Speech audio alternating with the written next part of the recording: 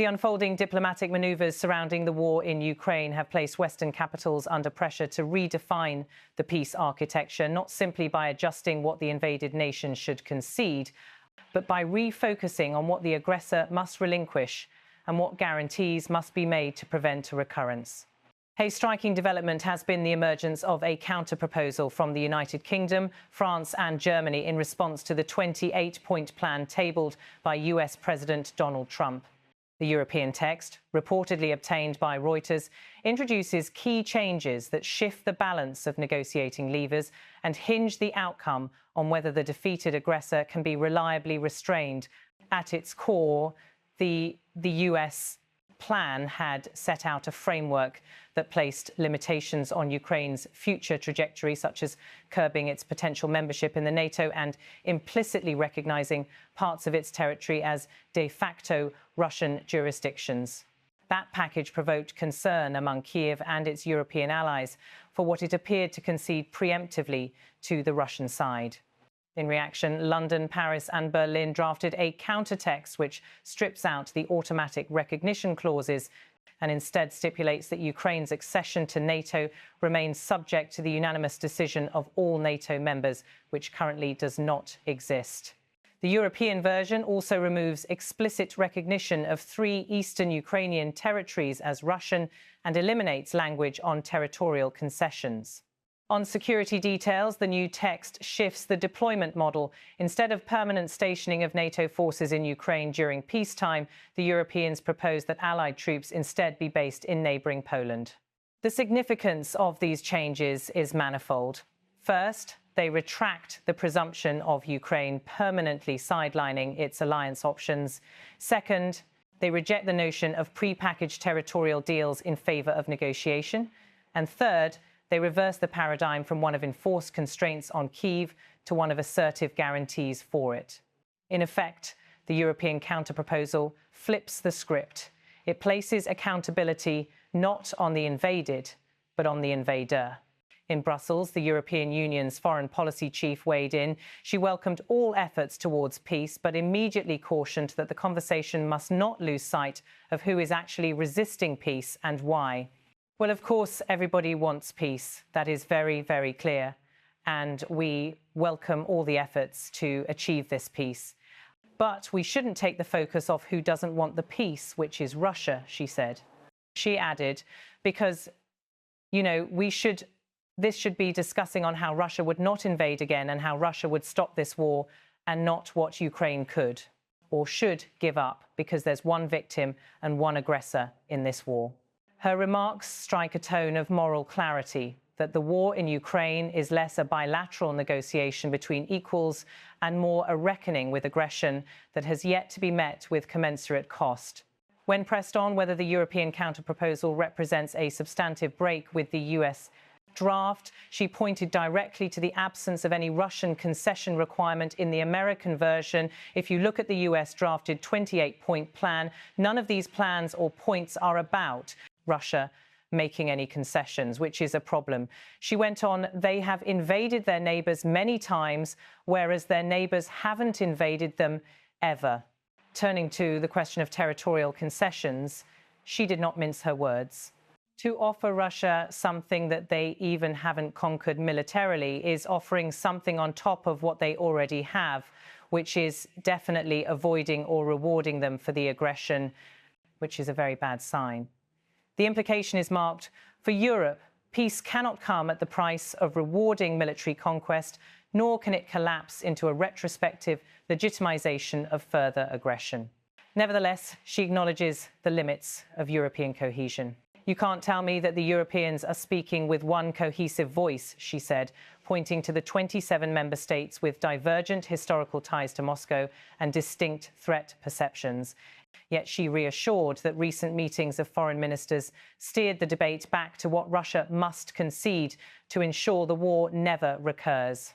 On the issue of energy and finance, her tone was equally candid. It is kind of strange that we are still buying oil from Russia. That also gives revenues for Russia, which is definitely not a good thing, she said when asked about the sticking point of Europe's ongoing economic ties to Moscow.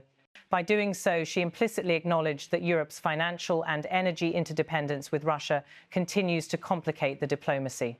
President Trump's post on social media, "Don't believe it until you see it, but something good just may be happening in Geneva," added another layer of ambiguity.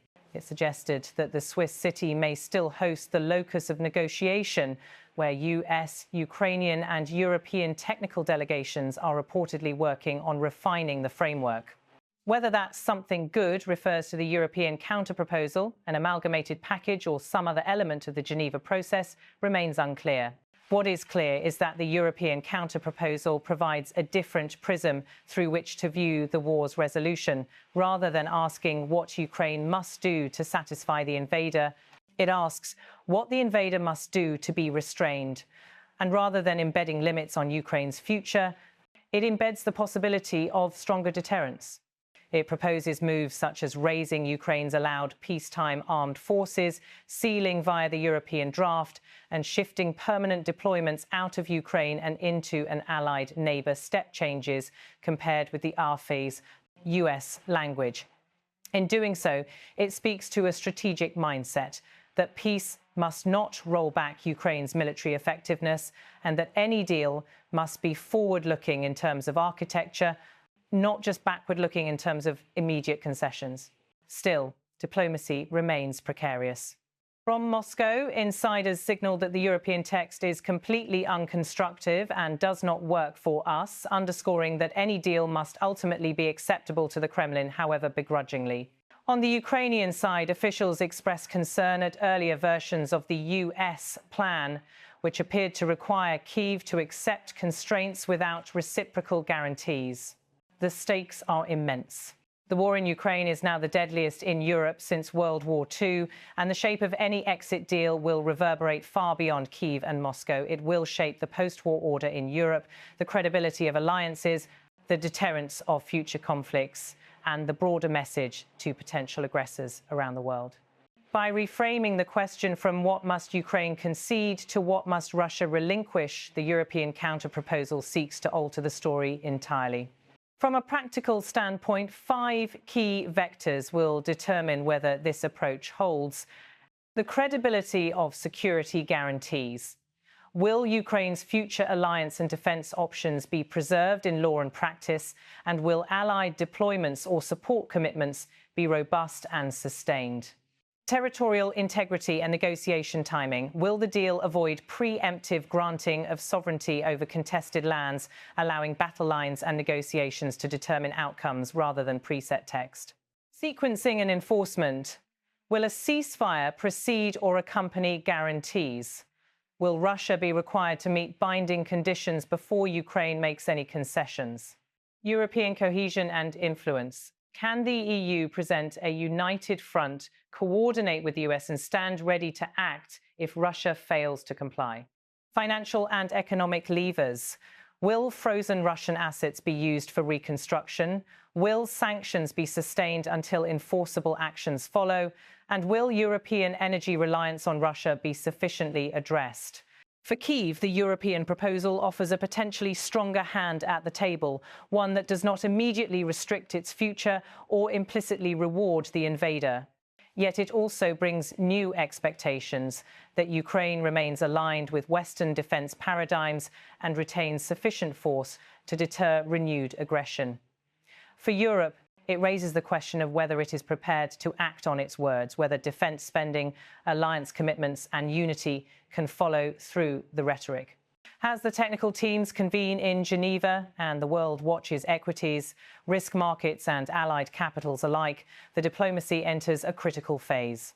If the European text becomes the backbone of the emerging framework, it may mark a turning point from reactive defence of Ukraine to proactive architecture for European security. If instead it is sidelined or compromised, the message may be far more sobering that even after 3 years of war, the architecture of peace remains tilted toward the aggressor. What the foreign policy chief made clear is this: the war will not be ended simply by graphs and protocols. It will be ended by accountabilities and guarantees. Her insistence that there's one victim and one aggressor in this war captures the moral thrust of the European position. The world will soon see whether that message can translate into a deal robust enough to prevent further invasions or into a peace that quietly rewards the very aggression it sought to curtail.